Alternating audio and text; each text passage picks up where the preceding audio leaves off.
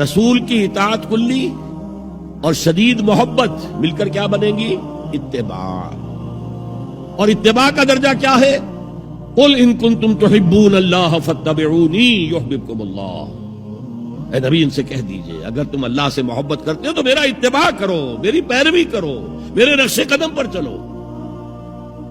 اب آپ سوچئے اگر ہم کاروبار کر رہے ہیں، فرض کیجئے کوئی شخص 100% دیانتداری سے کام کر رہا ہے، کوئی شخص سود کے اندر براہ راست ملوث نہیں ہے، نماز پڑھتا ہے، روزہ رکھتا ہے، لیکن یہ اتباع نہیں کر رہا جو حضور نے جو کام کیا تھا کہ غلط نظام، طاغوتی نظام کو جڑ سے اکھاڑ کر پھینکا جائے اور اللہ کا دیا ہوا دین حق قائم کیا جائے، تو اتباع میں کیا حصہ ہے اس کا؟ کوئی نہیں. ایک سوال آپ سے کرتا ہوں، حضور نے وحی کے آغاز کے بعد کوئی کاروبار کیا؟ جی، آپ پہلے بہت اچھے تاجر تھے، بہت کامیاب تاجر تھے، اس وقت کا ایکسپورٹ امپورٹ، قافلہ لے کر جا رہے ہیں شام، قافلہ واپس لے کر آ رہے ہیں.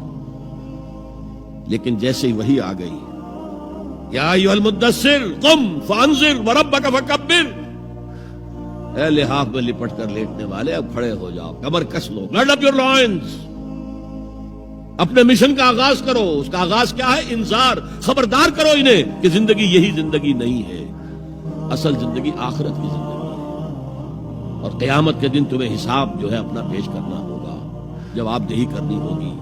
You will have to face the ground accountability of the day of judgment. یہ انذار سے بات شروع کرو. وَرَبَّكَ فَكَبِّرْ، اور جو ہدف ہے مقصود کیا؟ اللہ کو بڑا کرو، یعنی اس کی بڑائی نافذ کرو. پارلیمنٹ میں بھی اس کا حرف آخری ہو، لِتَكُونَ كَلِمَةُ اللَّهِ هِيَ الْعُلْيَا، تاکہ اللہ کا کلمہ سب سے اونچا ہو جائے. یہ نہیں کہ صاحب ہمارے تو 60% لوگوں نے یہ رائے دے دی، بس اب ہم نہیں جانتے کہ قرآن میں کیا ہے یا کسی اور آسمانی ہدایت میں کیا ہے، تورات میں کیا ہے، انجیل میں کیا، ہم نہیں جانتے. اگر ہم اس کے خلاف جد و جہد نہیں کرتے تو اتباع میں کوئی حصہ نہیں ہے. جو اطاعت تھوڑی بہت ہم کر رہے ہیں وہ بھی جزوی ہے، کلی نہیں ہے. اسی لیے دنیا کی رسوائی وہ تو ہمارے ماتھے پر لکھی ہوئی، ضربت علیہم الذلۃ والمسکنۃ وباؤوا بغضب من اللہ. آج ہمارا حال یہ ہے. تو اتباع رسول، محبت رسول کا تقاضا، وہی جد و جہد کرو، وہی جد و جہد کرو. اسی کا نام جہاد فی سبیل اللہ ہے. بدقسمتی سے خود ہم نے غلط انٹرپریٹیشن جہاد کی ہے، جس کی وجہ سے دشمنوں کو موقع ملا. جہاد کے معنی جنگ، حالانکہ جہاد کے معنی تو جنگ نہیں ہے. جہاد جد و جہد کا نام ہے، کوشش. جوہد کے مقابلے میں آئے گی تو وہ جہاد ہے.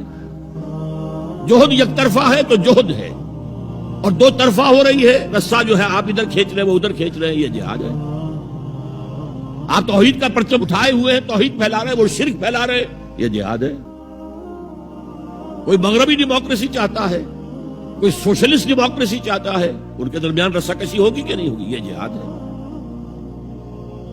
قتال تو جہاد کی 9 منزلہ عمارت میں جا کے 9ویں منزل پر قتال فی سبیل اللہ، اور یہ دونوں قرآن کی اصطلاحات ہیں. ہم نے جہاد کو بھی جنگ بنا دیا، تو پھر تو اب ہر شخص کو قرآن میں جنگ ہی جنگ نظر آئے گی. جہاں جہاد کا لفظ آیا جنگ، جہاں جہاد کا لفظ آیا جنگ. اسی سے تو ان کو موقع مل گیا.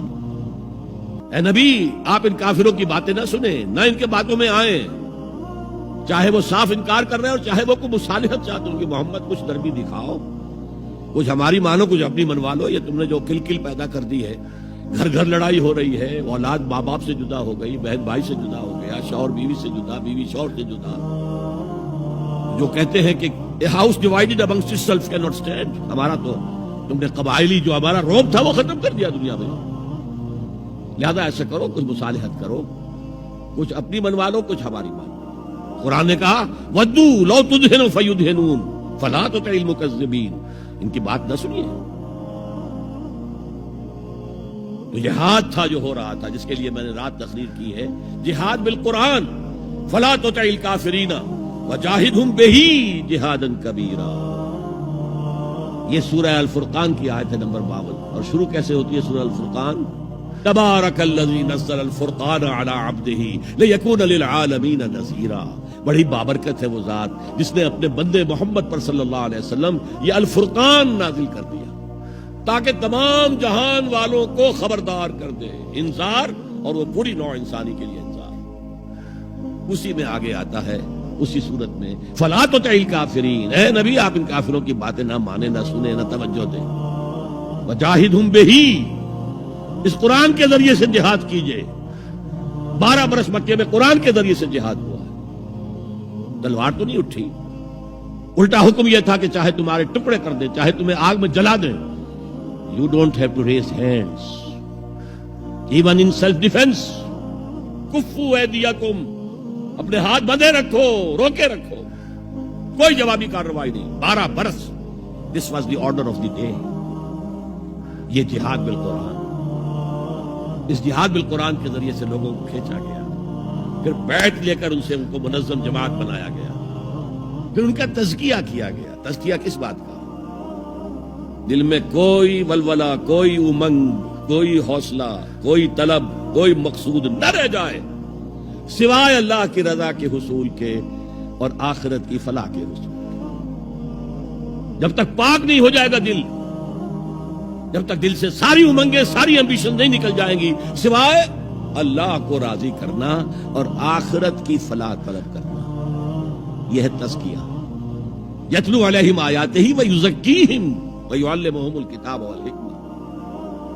اگر اس نقش قدم پر آپ نہیں چل رہے تو حضور کے ساتھ محبت کا دعویٰ باطل ہے. آپ مسلمان ہیں، ٹھیک ہے، آپ مانتے ہیں انہیں اللہ کا رسول، اور آپ درود بھی بھیج دیتے ہیں، نماز میں بھی درود ابراہیمی ہے، سب کچھ ہے، لیکن یہ ہے کہ اتباع رسول، محبت رسول کے بغیر نہیں.